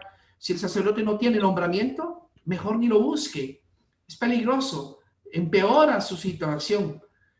Un libro espiritual que pueden leer algunos sobre este es El combate espiritual, pero de San Francisco de Sales, que va orientado católicamente, que es muy distinto a la orientación de la tercera ola del pentecostalismo. Perdón, tal vez fue que no me supe explicar, o si es que estoy asociándolo con lo mismo. Yo no hablaba tanto de la oración de liberación porque creo firmemente en lo que ustedes comparten, que es básicamente que tiene que haber un exorcista católico, sacerdote y nombrado, que además de eso pues están atentando a recibir algún espíritu que no venga de Dios, precisamente por no tener la formación adecuada y por no estar liderados por una persona que tenga esa autoridad venida de Cristo. Pensaba más bien, y mi inquietud es referente a lo que llaman sanación interior. Háblese de sanación de las emociones, de las heridas emocionales, bueno, eso también es pentecostalismo de tercera ola, porque también el pentecostalismo de tercera ola se ha unido a la nueva era. Y, por ejemplo, esto de las cadenas intergeneracionales es una mezcla entre psicología y pentecostalismo. Entonces cogieron el genograma, que es una herramienta psicológica, y le metieron los conceptos pentecostales. Entonces ya empezaron a hablar de demonios intergeneracionales. Igual, todo lo que es emociones y traumas, esto hay que tratarlo a nivel psicológico y en algunos casos a nivel psiquiátrico. Puede orar pero que exista católicamente una oración para sanar heridas o para sanidad espiritual, no. De hecho, los exorcistas que somos ortodoxos, cuando tenemos casos de verdadera posesión, ¿saben qué oraciones recomendamos a la gente? Walter, ¿qué oraciones recomendamos? Pues el Santo Rosario. El Santo Rosario, ¿qué más? La lectura de la palabra de Dios. La lectura de los evangelios, de la palabra de Dios. La lectura de las horas, ¿qué más oración que rezar? Con la iglesia. Con toda la iglesia, con todos los monjes, con todas las monjas del mundo, con todos los laicos comprometidos. La coronilla de la Divina Misericordia, el Via Crucis, el trisagio, la confesión semanal, la participación en la Eucaristía consciente. ¿Qué más que eso? Ahí tenemos todo. Y con estos medios, el demonio no le queda otra que la gente siempre anda buscando cosas raras. Es por interesante sí. ver cómo pastores pentecostales, después de intentarlo todo con endemoniados, terminan por rendirse. ¿Y a quién se los terminan mandando? Al cura católico, al exorcista. Al exorcista con la autoridad, porque el hermano dijo algo muy cierto y yo lo he visto con mis ojos. Hermanos, los que somos exorcistas no tenemos nada especial. Tenemos un carisma, y un carisma es una gracia de Dios para ayudar al pueblo, pero que no nos hace ser ni más santos ni mejores. Nosotros no cometemos el mismo error de los pentecostales, de creerse superiores porque tienen carisma. No, nosotros somos, es la obra de Dios en nosotros. Y vieron lo que es ver a un verdadero poseído frente a un sacerdote que no tiene la autorización para hacer exorcismos, burlándose de ese sacerdote.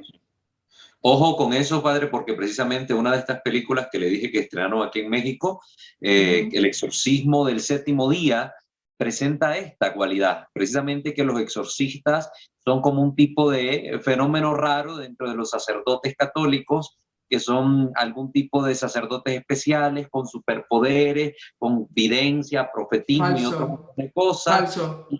Todo falso. Cuidado con eso, porque es una de visión hecho, esa es una trampa para perder al sacerdote exorcista, para meterle soberbia espiritual. Y si el sacerdote exorcista se siente más que los otros, o especial, o con superpoderes, cuidado, ya está siendo atacado por el espíritu del mal. El sacerdote es un sacerdote normal, lo que recibió fue una exusía, y es un poder para darle órdenes al demonio y que se vaya. Pero es un sacerdote pecador en proceso de conversión, con deficiencias doctrinales, porque nadie puede decir que lo sabe todo. Entonces, a veces la gente y las películas nos hacen ver a los exorcistas como si fuéramos especiales. No, bajémonos de la nube, no somos nada especiales. Es más, Walter lo sabe, yo nunca dejo que me presenten como exorcista. Yo soy sacerdote. Si acaso alguien me dice Claudio Calderón, o Claudio Calderón el cocinero, y cocino bien. Ser exorcista es una pequeña parte de mi ministerio sacerdotal. Yo soy presbítero de la Iglesia Católica y una de las labores es patearle el trasero a los demonios. No es la más importante. Sí, Fray, creo que tenemos varios comentarios. Si por favor, Nike le da lectura, por favor. Sí, hay un comentario nada más en YouTube de Guadalupe Osornio. Buenas noches, gracias por instruirnos, Fray Claudio. Muy interesante los temas. Realmente siempre hemos estado rodeados de todas esas superhechirías, pero con Dios nada se teme. Y hay dos preguntas aquí en Zoom. Por Ivania Ortega. Dice, el exorcismo de León XIII es la oración a San Miguel Arcángel. Y otra pregunta, ¿qué pasa con el aceite de San Charbel? Ok, no escuché la parte de la pregunta del exorcismo de León XIII, ¿me la pueden repetir? Dice, ¿el exorcismo de León XIII es la oración de San Miguel Arcángel? Y no. Otra pregunta, ¿qué pasa con el aceite de San Charbel?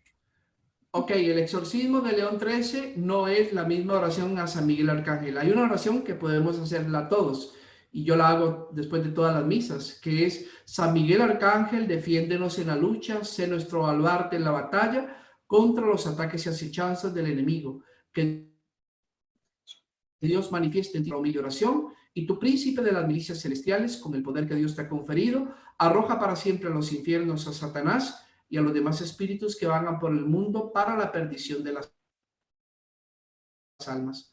Mismo ya es una oración larga, con mandato. Yo exorcizo todo espíritu inmundo, todo demonio, toda secta, todo fantasma, y tiene parte de lectura bíblica, partes de salmo, y son como 3 o 4 páginas. Se puede conseguir muy fácilmente en YouTube, también en internet, pero atención, no lo puede recitar ni un laico ni tampoco un sacerdote. Y esto lo aclaró la Congregación para la Doctrina de la Fe. Es únicamente ad usum reservatum, es decir, para uso reservado de los sacerdotes con ministerio exorcístico, porque ya es un exorcismo y se necesita la exusía, la autoridad. El que no la tiene, pues no se puede poner a pelear.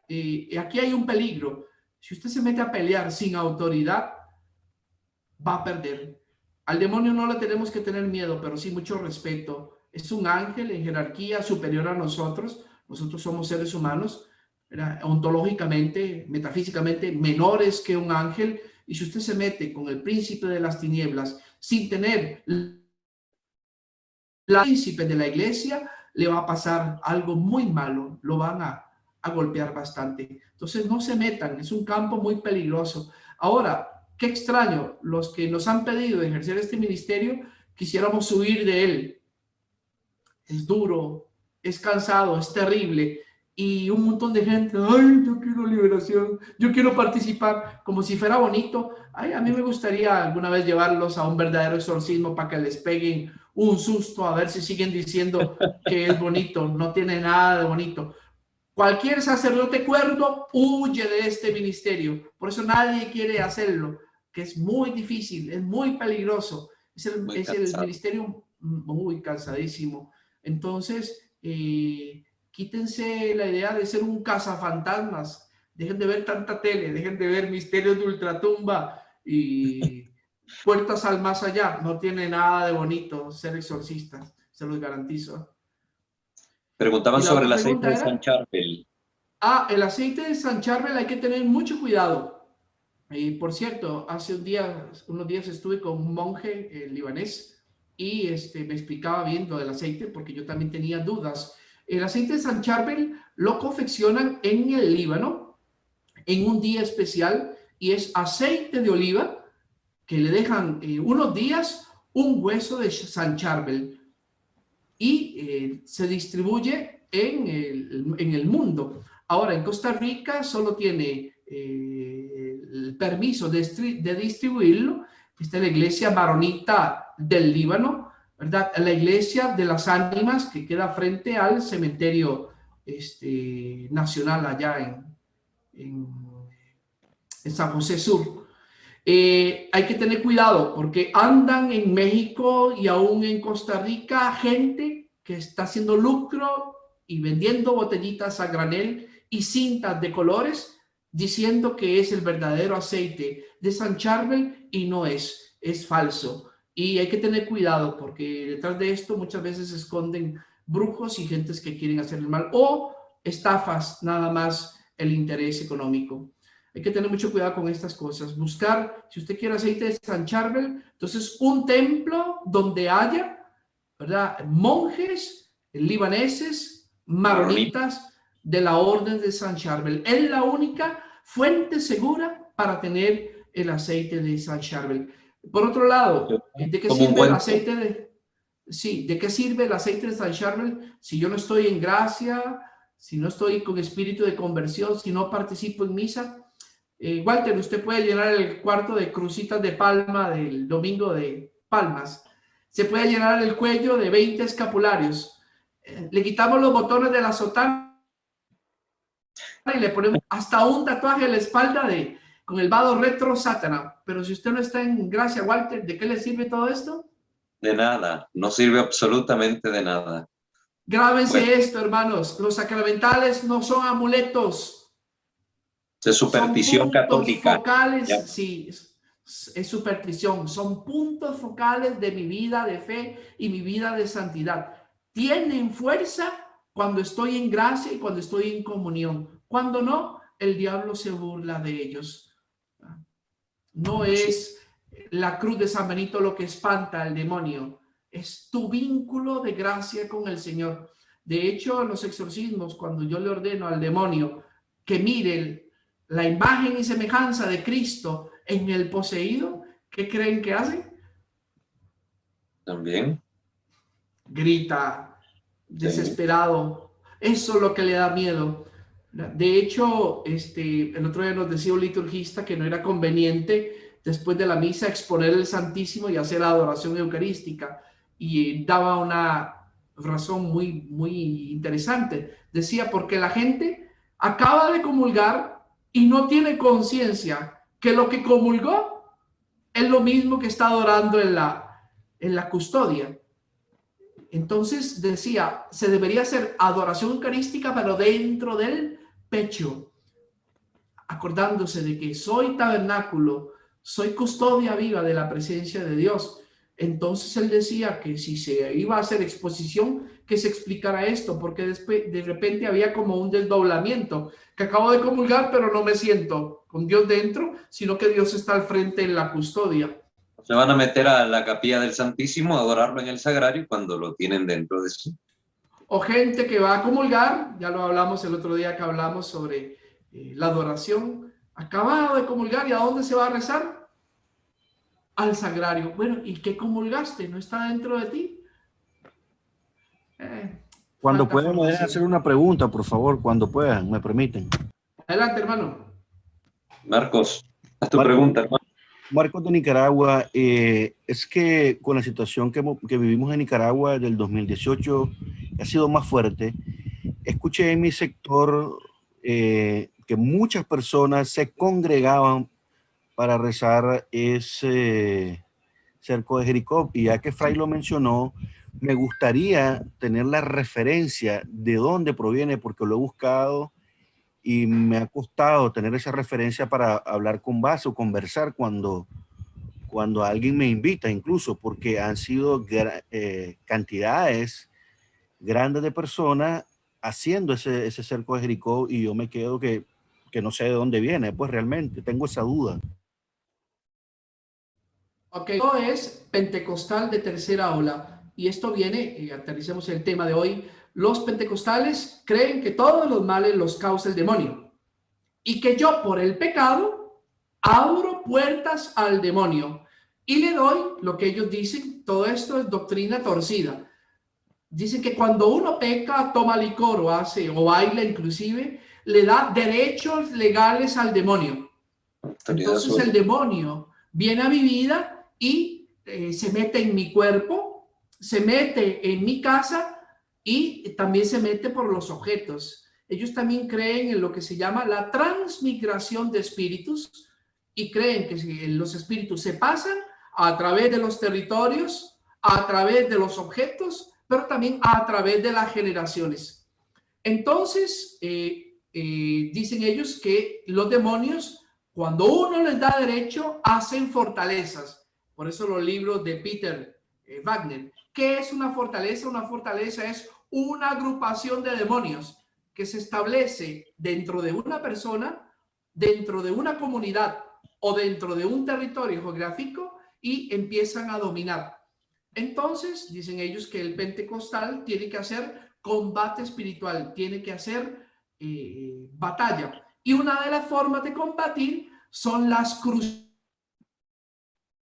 de oración. Dentro de las cruzadas de oración está la cerca de Jericó. ¿Se acuerda la historia de Jericó? ¿Quién me la repite?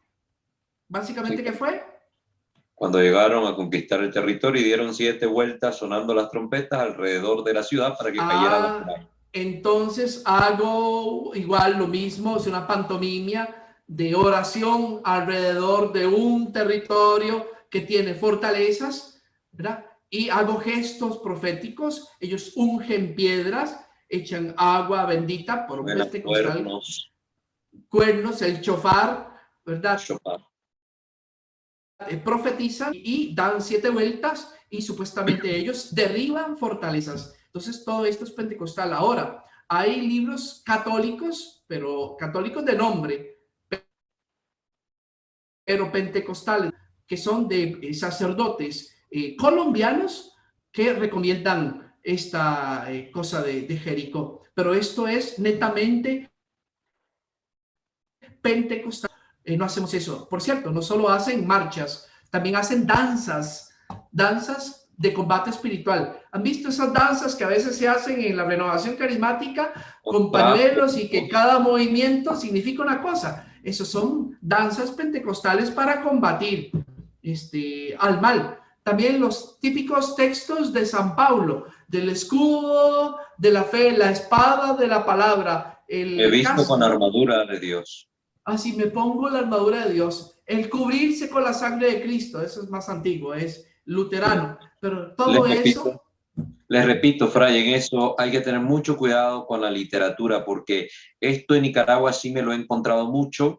Se ha popularizado en la parte del cerco de Jericó. Viene en libros de oración de la sangre de Cristo precisamente y en otros tipos de textos donde ponen un conjunto de oraciones para hacer esto. Nada más que con un disfraz o matiz católico. Vienen y le ponen, ¿no? En vez de hacer tal cosa que hacen los protestantes, aquí lo hacemos con el rosario, o rezando una Ave María, o diciendo Padre Nuestros, o salmos, pero al final es lo mismo en esencia, disfrazado. Y como decimos en Nicaragua, la mona, aunque se vista de seda, mona se queda. Y con esto hay que tener mucho cuidado. Después vamos a hacer un programa, ya lo hablé con Walter, solo sobre desviaciones pentecostales dentro de la Iglesia Católica Latinoamericana. Y la más peligrosa y la que me da más miedo es exorcismo a través de medium. ¿Qué significa esto? Que hay laicos que dicen tener dentro de sus grupos gente con carismas, a los que les llaman almas sensibles o canales o instrumentos, y esto lo aprendieron de un padre loco y herético de Colombia. Y por cierto, en Nicaragua hay otro que era antiguamente exorcista, que ya no es, que anda haciendo las mismas cochinadas. Bueno, resulta que tengo una persona poseída. Entonces, a través de los instrumentos, que son personas que le prestan uno la voz al diablo y el otro el cuerpo, el demonio se manifiesta. Entonces yo no le hago el exorcismo a la persona, sino a los instrumentos, y supuestamente el efecto cae sobre la persona poseída. Y a veces hasta se usa personas poseídas para que el diablo hable a través de ellos sobre otra tercera persona poseída. Esto es peligrosísimo. El que presta su cuerpo para que el demonio hable o se manifiesta físicamente, mínimo ya está infestado por el espíritu del mal. Número 2, ¿cómo le vas a creer al demonio si el demonio es un mentiroso? Y por otro lado, andan ahí creencias pentecostales también dentro de la Iglesia Católica. Anda gente bautizando almas de niños abortados. Ay, y vamos a adoptar, ¿verdad? Almas de niños. Discúlpenme, el bautismo solo se le puede aplicar a seres vivos. Y esto la Iglesia lo definió hace años. No se puede bautizar el alma de un niño abortado. Y hay un montón de sacerdotes pentecostalizados que lo andan haciendo. También bautizándonos en la sangre de Cristo, Fray. Bautizándonos en la sangre. Peor, otros que dicen por ahí que Dios les dio el poder de perdonarle los pecados hasta a los demonios. Entonces les perdona los pecados al demonio, les quitan los cachos, las colas, las pezuñas y los mandan al purgatorio. Y les ponen alitas de ángeles y coronita. Peor, otros y peor, sacerdotes que dicen que Dios les dio el carisma de perdonarle los pecados a almas humanas con, discúlpeme, los poderes que Dios nos dio, y así lo definió la Iglesia, y esto es dogma, son terrenos, no son ultraterrenos. Ningún sacerdote puede dar absoluciones a almas de condenados. Y el que está condenado, condenado está. Ningún sacerdote puede confesar por internet. Ningún sacerdote puede hacer exorcismos por internet. Ningún sacerdote puede bendecir agua, aceite y sal por internet. Los sacramentos y sacramentales son presenciales, y esto la Iglesia lo fijó hace tiempo. Pero sacerdotes pentecostalizados que andan haciendo exorcismos y disque oraciones de liberación sin permiso, han mezclado todas este montón de cochinadas y otro montón más y andan engañando a la gente y empeorando los casos, ¿verdad? Triste y peligroso. No sé si había otra pregunta por Zoom, otro comentario ahí, Naivi. Sí, Elizabeth Mendoza, quiero preguntar si saben algo acerca del canal de Mater Fátima de YouTube, donde se hacen sitios de Jericó, novenas, consagraciones a los corazones de Jesús y María San José, dirigido por el padre Héctor Ramírez. No lo conozco, pero sí les digo, tengan mucho cuidado porque a veces hay mezcla de devociones válidas y también aprobadas con cosas desviadas. Por ejemplo, en Nicaragua hay una mezcla bien rara entre la devoción a la llama del amor vivo y doctrinas de una secta colombiana. Entonces mezclan una devoción que tiene cierta aprobación en una de las diócesis de Nicaragua con prácticas que no son católicas. Entonces hay sacerdotes que tienen pentecostalización parcial. Hay grupos que mezclan, que van a la Eucaristía, que rezan el rosario. Por cierto, hay muchos grupos marianos metidos también en cosas de liberación, pero también que mezclan cosas del pentecostalismo. Entonces, esto sí nos tiene que llevar a una conciencia. Tenemos que purificarnos del pentecostalismo. Tenemos que sacar lo que no es católico. Tenemos que formarnos, porque precisamente el pentecostalismo privilegia las emociones, nada de formación. Y por eso es que tiene a toda la persona que no tiene formación debajo del zapato, entusiasmándola con tonterías para después sacarle dinero. Y no solo eso, después también está el tema de los abusos. ¿Qué pasa cuando el que me está haciendo la oración de liberación termina abusándome? O que está sacando demonios de allá abajo. ¿Qué pasa con una cadena? Ahí raros. Bueno, les voy a decir, doctrina pentecostal pura. A ver, si yo creo en la transmigración de espíritus intergeneracional, es decir, espíritus demonios que se pasan de generación en generación, ¿por dónde se pasan? Entonces, mire la lógica de ellos. Se pasan por el ombligo. ¿Por qué? Porque es el que conecta el cordón umbilical. Se pasan por los pechos porque yo mamé de los pechos de mi madre. Y se pasan por la vagina porque yo nací por un canal vaginal. Entonces, los pentecostales últimamente, ¿qué están ungiendo? ¿Qué están tocando? ¿Qué están ungiendo? Están ungiendo pechos, ombligos y vaginas. Verdaderos abusos sexuales. Hermano o hermana, espero que usted no sea tan ingenuo. Si un sacerdote torcido o un laico del grupo de liberación le dice, bájese el pantalón porque le tengo que ungir su vagina para quitarle los males intergeneracionales, usted va a ser tan tonto y lo va a cumplir. Y hay casos, por sexual penal. Es un abuso sexual penal y que en el caso de un sacerdote, si lo hace, es, como está la ley de hoy de la iglesia, es expulsión directa del estado clerical. Ningún exorcista unge pechos ni vaginas.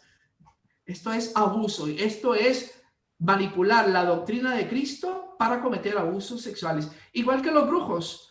De cada 10 mujeres que van a hacerse limpias donde brujos, 7 son abusadas sexuales. Les echan somníferos, las duermen y después se levantan. Y pagaron, se levantan abusadas y luego no pueden decir nada porque les da vergüenza ir a declarar que pagaron un brujo, que pagaron altas cantidades de dinero y que aparte de eso salieron abusadas sexualmente. También hay un tema, el tema del poder, el tema del interés económico y el tema del abuso sexual son siempre temas presentes en los grupos sectarios o con características sectarias. Bueno, se nos acabó el tiempo. Yo solo les quiero decir, y se lo vuelvo a repetir, el pentecostalismo es un grupo peligroso. El pentecostalismo junto con los testigos de Jehová y la cientología son tres de los movimientos históricos y también en la masonería más peligrosos y que más están dañando a la Iglesia Católica. Son como el COVID. Se metieron en el cuerpo místico de Cristo y lo están modificando genéticamente. Tenemos que hacer una labor de volver a la santa doctrina y a la santa práctica y no irnos por estas fábulas, por estos espíritus engañadores, como dicen las cartas del Nuevo Testamento, por estos falsos profetas que lo que quieren es pervertir la verdadera enseñanza de nuestro Señor Jesucristo, que la Iglesia Católica custodia. Así que en guerra avisada no mueren soldados. Cuídense, hermanos, porque el demonio anda suelto buscando a quien devorar. Quedamos pendientes con la profundización de algunas de estas doctrinas que, como ya les anunció Fray, va a ser como la continuación de esta temática del pentecostalismo y ver cómo estas doctrinas se han permeado dentro de los grupos católicos para poder dar algunas observaciones que es necesario tener en consideración para poder hacer esto que propone Fray, ¿verdad? Desde la formación, iluminados por esa formación, ir expulsando de nuestra vida y purificando de nuestra fe y de nuestra práctica de fe, pues todas estas cuestiones que nos llevan al error y nos exponen a graves peligros. Yo les doy un último consejo, y estas como las pomadas esas que venden en los buses que curan todo. Si usted no quiere ser engañado, cuando vaya a un grupo de oración o donde un sacerdote que hace oraciones de liberación, primera pregunta, dígale, ¿a qué parroquia pertenece? 2, ¿tiene autorización de su párroco? 3, ¿tiene autorización del obispo? Si usted pregunta eso, se va a eliminar muchos dolores de cabeza. No se puede vencer al desobediente con desobediencia. Aléjese de grupos pentecostalizados. Sí, yo sé que muchos de ustedes quedaron con algunas dudas, con algunas inquietudes sobre varios temas que se mencionaron, que se tenían que mencionar para comprender un poco la dimensión y el alcance de hasta dónde ha llegado esta tercera ola del pentecostalismo, pero como les hemos dicho, tranquilos, con paciencia, gracias a Dios Fray ha tenido la disposición de continuar con nosotros estos miércoles en las catequesis. Entonces el otro miércoles vamos a tocar esta temática que les hemos mencionado. Entonces, no, tenemos que hablar, Walter, el otro miércoles yo ya lo tengo comprometido, sería entonces sería el siguiente. Ok, sería el siguiente. Entonces, para que sepan que va a continuar la formación ya en el tiempo que se les diga.